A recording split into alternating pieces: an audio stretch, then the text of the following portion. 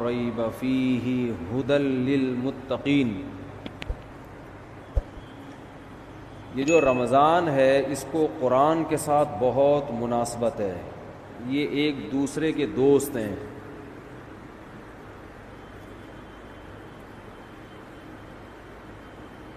اسلام کے زندہ ہونے کی، اسلام کے برحق ہونے کی علامتوں میں سے ایک بہت بڑی علامت رمضان کا مہینہ ہے. کوئی بھی جھوٹی دعوت، کوئی بھی جھوٹا مذہب 1400 سال گزرنے کے بعد بھی اتنا زندہ اور اتنا ایکٹیو نہیں ہو سکتا جتنا اسلام ہے. پوری دنیا میں ایک ہلچل مچ جاتی ہے، پوری دنیا میں مسجدیں بھر جاتی ہیں، لوگ سحری اور افطاری کے انتظامات شروع کر دیتے ہیں. اور اللہ نے جو کتاب اپنے حبیب صلی اللہ علیہ وسلم پر نازل فرمائی اور یہ بتایا کہ یہ آخری کتاب ہے اور اس کی حفاظت میں خود کروں گا، تو اس کی حفاظت کرنے کے جو اللہ نے انتظامات کیے، ان انتظامات میں سے ایک انتظام تراویح کی نماز تھی. یہ وہ نماز ہے جو دوسرے مذاہب میں، آسمانی مذہبوں میں ہمیں نہیں ملتی. یہ وہ نماز ہے. اگر یہ تراویح کی نماز یہودیوں کے پاس ہوتی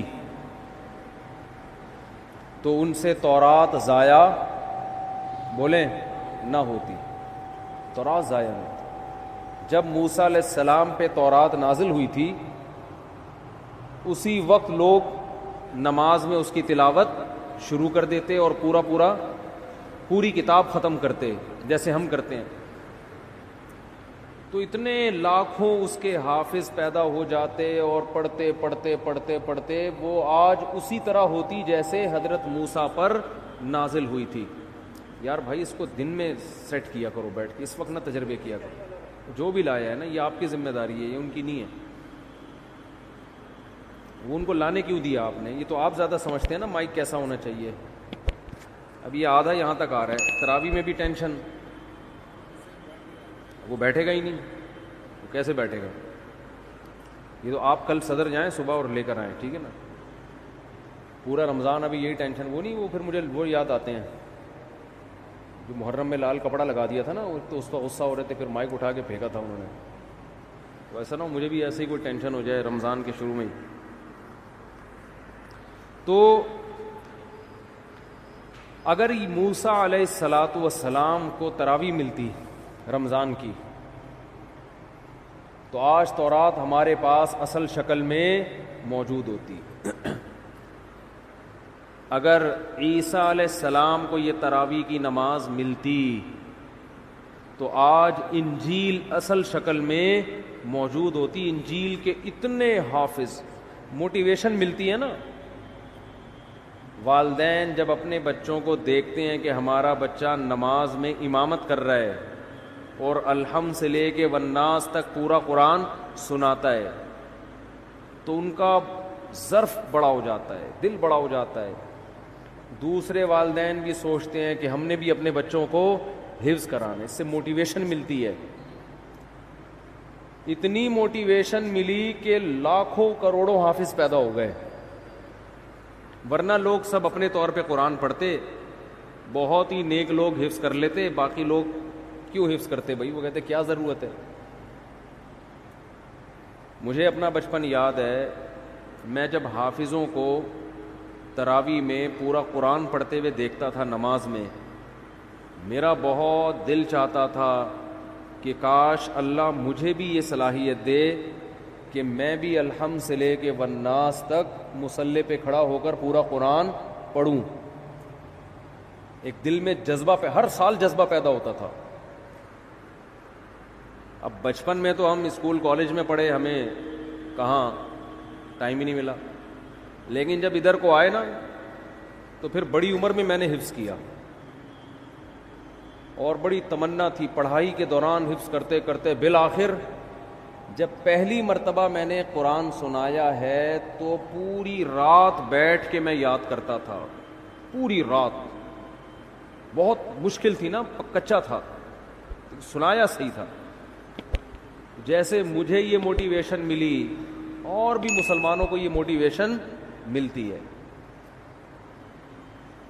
تو پچھلی کتابیں جو تھیں، چونکہ ان شریعتوں کو اللہ نے ختم کرنا تھا، اللہ کو پتا تھا کہ یہ ایک خاص وقت کے لوگوں کے لیے، زمانہ چینج ہوگا تو اس حساب سے اللہ کا جو آسمانی مذہب ہے اس کے احکام بھی آہستہ آہستہ چینج ہوں گے زمانے کے لحاظ سے.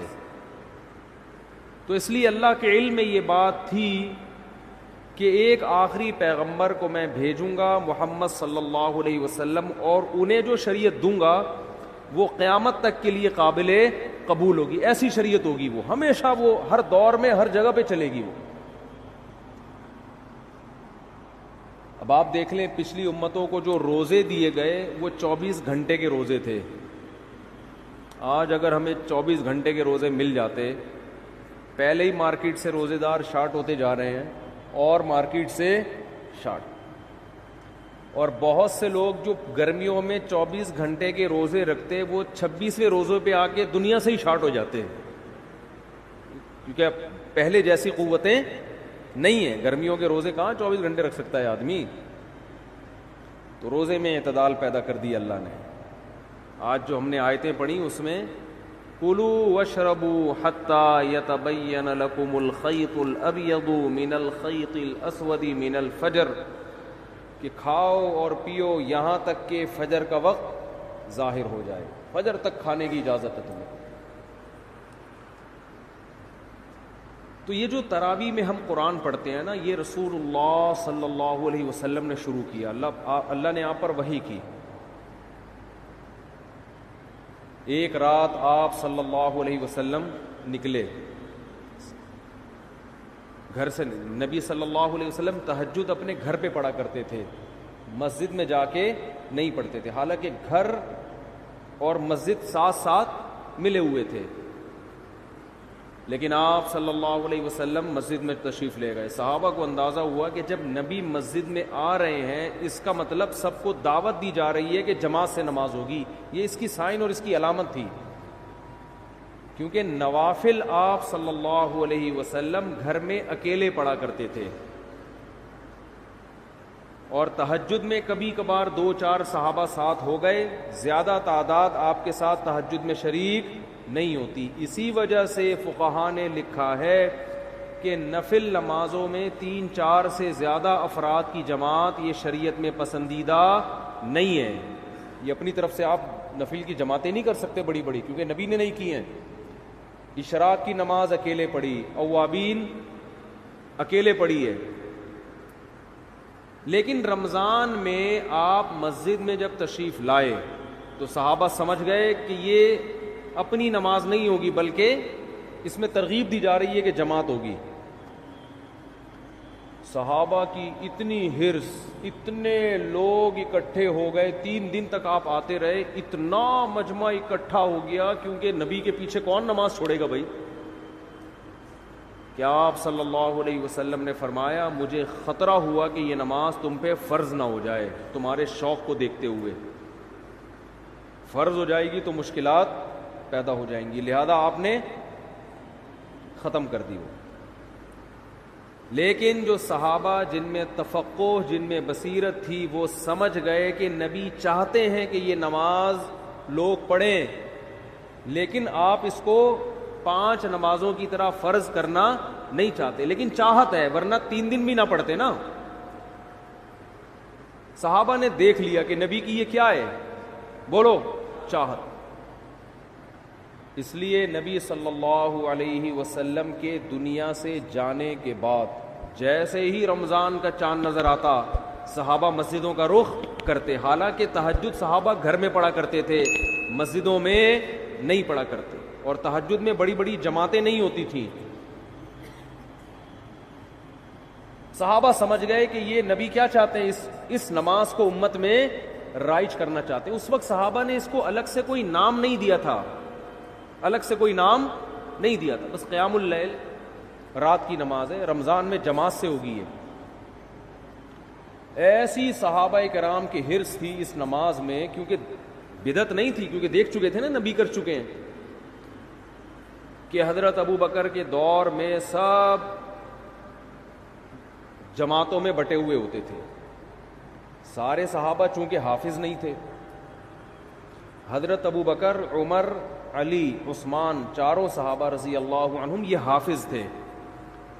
ان کو مسجد میں جماعت سے پڑھنے کی ضرورت بولو نہیں تھی, کیونکہ تراویح کا بڑا مقصد ایک یہ ہے کہ جس کو قرآن یاد نہیں ہے وہ حافظ کے پیچھے قرآن سن کر اپنے قرآن کا دور مکمل کر لے. حضرت عمر یہ نماز گھر میں پڑھا کرتے تھے, اور علماء کہتے ہیں کہ جس کو قرآن یاد ہو اس کے لیے خود سے تراویح پڑھانا یہ کسی کے پیچھے پڑھنے سے بہتر ہے. سمجھ رہے ہیں کہ نہیں سمجھ رہے ہیں؟ نہیں یاری, میرا خیال ہے بات سمجھ میں, ابھی تو آپ کے اچھے بھی سمجھیں گے انشاءاللہ. آواز گونج تو نہیں رہی نا؟ گونج رہی ہے, بہت گونج رہی ہے یار. کچھ کرو یار, اللہ کا واسطہ, مجھے سمجھ میں نہیں آ رہی. رمضان آتے ہی ٹینشن اسٹارٹ. تو جو حافظ ہے نا, حافظ جو خود پورا قرآن پڑھ سکتا ہے, اسے چاہیے اپنی الگ جماعت کرائے, الگ جماعت, تاکہ اس کا قرآن کیا ہو جائے, پورا ریپیٹ ہو جائے. جو حافظ نہیں ہے وہ حافظ کے پیچھے پڑھیں. صحابہ یہی کیا کرتے تھے. نبی نے فرمایا نا 73 فرقوں میں سے جنتی کون ہے؟ جو میرے اور صحابہ کے طریقے پر. تو صحابہ کیا کرتے تھے, حضرت ابو بکر کے دور میں جو قاری اچھا لگتا کہ بھئی آپ زیادہ اچھا پڑھتے ہو, چلو بسم اللہ کرو, آگے کھڑے ہو, ہم آپ کے پیچھے نیت باندھتے ہیں. یہ رمضان کے علاوہ یہ کام نہیں ہوتا تھا. اگر رمضان کے علاوہ ہوتا نا, حضرت ابو بکر روکتے, بدعت کہہ کے روکتے اس کو کہ یہ تم نے کیا شروع کر دیا نیا کام. حضرت ابو بکر کے دور میں تراویح کی نمازیں ہوئیں, لیکن سب نے اخپل طریقے سے پڑھی ہے. جماعتیں ہوئیں, ایک مسجد میں کئی جماعتیں ہوتی تھیں. بھائی مجھے یہ والا قاری پسند ہے, اس کی آواز اچھی ہے, چلو بھائی آ جاؤ. مجھے وہ والا اچھا لگ رہا ہے, اس کی آواز اچھی ہے, چل بھائی میں اس کے پیچھے پڑھوں گا, آپ اس کے پیچھے پڑھیں. بعض لوگ اسپیڈ کو دیکھ رہے ہوتے ہیں, آواز کے بجائے کس کو دیکھتے ہیں؟ بھائی فلاں کی اسپیڈ تیز ہے, ہم اس کے پیچھے پڑھیں گے. امید ہے صحابہ تو یہ نہیں کرتے ہوں گے اسپیڈ, ٹھیک ہے نا, وہ کون زیادہ اچھا پڑھتا تھا. تو حضرت ابو بکر کے دور میں جتھوں کی شکل میں کئی جماعتیں مسجد میں ہو رہی ہیں. یہ رمضان کے علاوہ نہیں ہوتی تھی, ہوتی تو روکتے ان کو نا حضرت عمر کے, بھی کیا بدعت شروع کر دی ہے. لیکن حضرت ابو بکر نے ان کو روکا نہیں, کیونکہ جانتے تھے کہ نبی سے یہ ثابت ہے. حضرت عمر رضی اللہ تعالی عنہ کا دور آیا, آپ رمضان میں مسجد میں آئے رات کے وقت, دیکھا کوئی ادھر نماز پڑھ رہا ہے جماعت سے, کوئی ادھر پڑھ رہا ہے, کوئی ادھر پڑھ رہا ہے, ایک رونق مسجد میں. حضرت عمر نے فرمایا کہ یہ ایک امام کے پیچھے جمع ہو جائیں تو کتنا اچھا ہو. ہر آدمی اخپل طریقے سے کیوں پڑھ رہا ہے بھائی؟ مسجد میں کیا ہونا چاہیے بولو؟ ایک امام, ایک بڑی جماعت ہو نا, کیونکہ نبی صلی اللہ علیہ وسلم نے رمضان کی راتوں میں جو 3 دن تراویح پڑھی وہ مسجد کو ایک رونق دی ہے, اور وہ ایک امام تھے اور ان کے پیچھے سب نے نماز پڑھی ہے. تو مسجد کی رونق اس میں ہے کہ ہر آدمی اخپل طریقے سے کسی امام کے پیچھے نماز پڑھنے کے بجائے ایک امام کے پیچھے بولو نماز پڑھے. وہ دن اور آج کا دن مسجد حرام میں بھی اور مسجد نبوی میں بھی ایک ہی امام کے پیچھے تراویح ہوتی چلی آ رہی ہے. جتنی رکعتیں حضرت عمر نے حکم دیا تھا نا امام کو پڑھائے, نہ ان رکعتوں میں کمی بیشی ہوئی اور نہ اس طریقے میں کمی بیشی ہوئی جو طریقہ حضرت عمر نے شروع کیا تھا. اب اس میں علماء 2 حصوں میں بڑھ گئے. بعض علماء نے کہا کہ حضرت عمر رضی اللہ تعالی عنہ نے جو ایک امام کے پیچھے لوگوں کو جمع کیا تو اصل حکم یہ نہیں تھا, اصل یہ تھا کہ ہر آدمی اپنی الگ جماعت کرا سکتا ہے. لہذا ان علماء نے کہا, جیسے کہ بعض سعودی عرب کے علماء کی رائے ہے, کہ آج بھی تراویح میں مسجد میں 2 جماعتیں جائز ہیں. یہ بعض علماء کی رائے ہے کہ بھئی حضرت ابو بکر کے دور میں کتنی جماعتیں ہوتی تھیں؟ بہت سی جماعتیں ہوتی تھیں.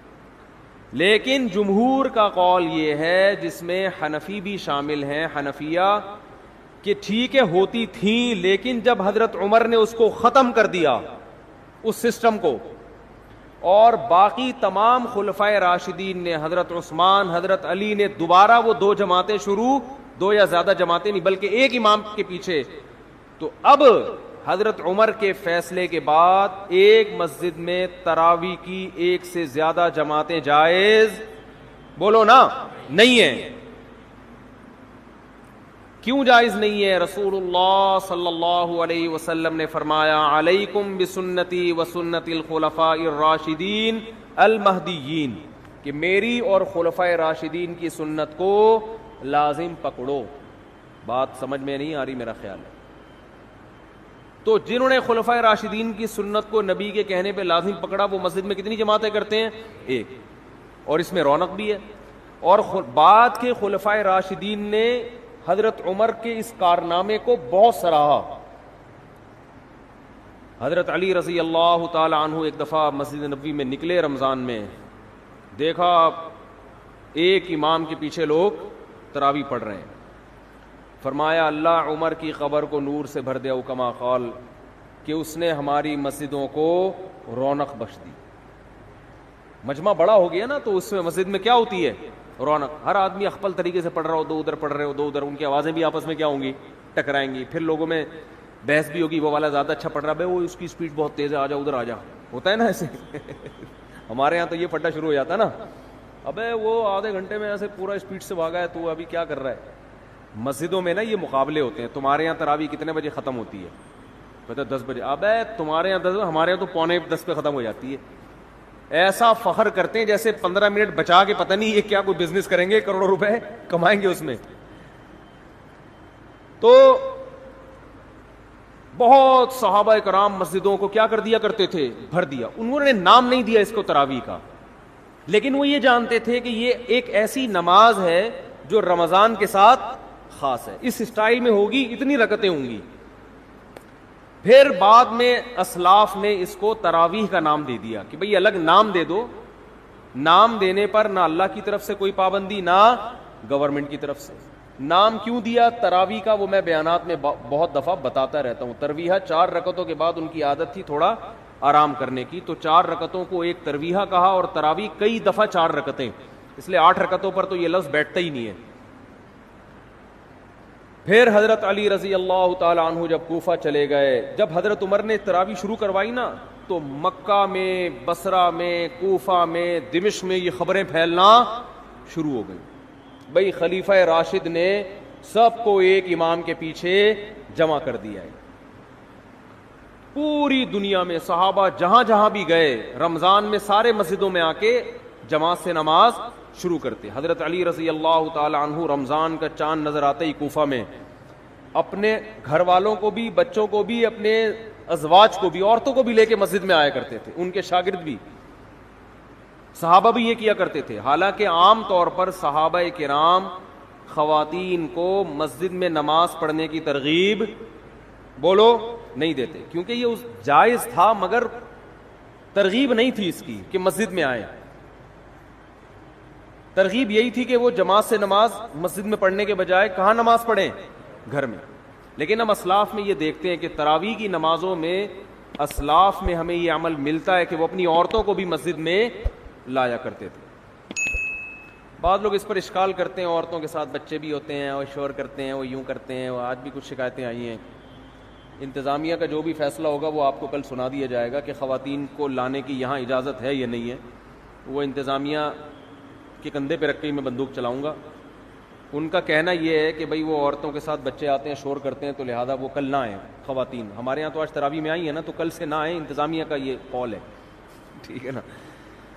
تو مجھ سے مشورہ نہیں لیا, میں اپنا مشورہ دے دیتا, میں اپنی رائے تھوپتا نہیں. میں مشورہ یہ دیتا کہ نبی صلی اللہ علیہ وسلم کے دور میں جو خواتین مسجد میں نماز پڑھنے آتی تھیں تو بچے بھی گود میں ہوتے تھے, وہ روتے بھی تھے, اور آپ صلی اللہ علیہ وسلم ان بچوں کی وجہ سے ان خواتین کو ڈانٹ کے بھگاتے نہیں تھے, بلکہ ان بچوں کی رعایت میں نماز مختصر کر دیتے تھے تاکہ ماں کو تکلیف نہ ہو. کیونکہ عورت اور بچہ یہ ساتھ ساتھ ہیں. اب ان کو آپ یا تو بالکل محروم کر دو یا ان کو یہ کہو کہ بچے پیدا کرنا چھوڑ دیں تاکہ عبادت آرام سے ہو سکے. اسلام یہ کہتا ہے بھئی عبادت بھی ہوگی اور گود میں بچہ بھی ہوگا, مردوں نے برداشت کرنا ہے. نہیں آ رہی بات میرا خیال. آپ بھی کسی کے بچے تھے کہ نہیں تھے؟ آپ کو بھی تو آپ کی اماں نے برداشت کیا کہ نہیں کیا گودوں میں اٹھا اٹھا کے؟ اس وقت آپ کی اماں عیدی سینٹر میں جمع کرا کے آتی, کم بخت نہ تراویح پڑھنے دیتا ہے, ٹھیک ہے نا, نہ کچھ کام کرنے دیتا ہے. جیسے آپ کی اماں آپ کو گود میں اٹھا کے آتی ہوگی, نماز پڑھتی ہوگی, آپ روتے تھے, تو علماء نے کبھی آپ کی اماں کو یہ فتویٰ نہیں دیا ہوگا یہ جو وسیم تم نے گود میں اٹھایا ہوا ہے اس کو عیدی سینٹر میں جمع کرا دو. سب نے یہی فتویٰ دیا کہ اسی کو گود میں لے کے نماز آپ نے پڑھنی ہے, یہ روئے گا تو ہم آپ کی رعایت کریں گے. بہرحال جو بھی فیصلہ ہوگا وہ بتا دیا جائے گا, کیونکہ یہ ایک اختلافی مسئلہ بھی ہے, خواتین کا مسجد میں آنا نہ آنا. میری اپنی ذاتی ایک رائے ہے, وہ تفرد ہے میرا, فیصلہ وہی ہوگا جو ہوگا فیصلہ. تو حضرت عمر رضی اللہ تعالی عنہ نے جو شروع کیا, مسجدیں کو رونق بخش دی, اور حضرت نبی صلی اللہ علیہ وسلم حضرت جبریل کے ساتھ تراویح میں, جبریل کے ساتھ رمضان میں قرآن کا دور کیا کرتے تھے تاکہ قرآن آپ کو یاد رہے. تو اس لیے علماء نے لکھا ہے کہ رمضان میں تراویح پڑھنا الگ سنت ہے اور قرآن کا دور مکمل کرنا, بولیں, یہ الگ سنت ہے. یہ بھی اس کی اصل بھی نبی سے ثابت ہے, یہ بھی نبی سے ثابت ہے. اس کا نتیجہ کیا نکلا؟ الحمد سے لے کے والناس تک اتنے لاکھوں کروڑوں 1400 سال میں حافظ پیدا ہو گئے کہ قرآن کے ضائع ہونے کا امکان اسباب کی دنیا میں بھی ختم ہو گیا. اتنا پڑھا جا رہا ہے, اتنا پڑھا جا رہا ہے. آج دیکھو, کل بلکہ جیسے ہی چاند نظر آیا ہوگا پوری دنیا میں مسجدیں آباد ہوئی کہ نہیں ہوئی, حرم میں, اور پوری دنیا میں قرآن پڑھنا شروع.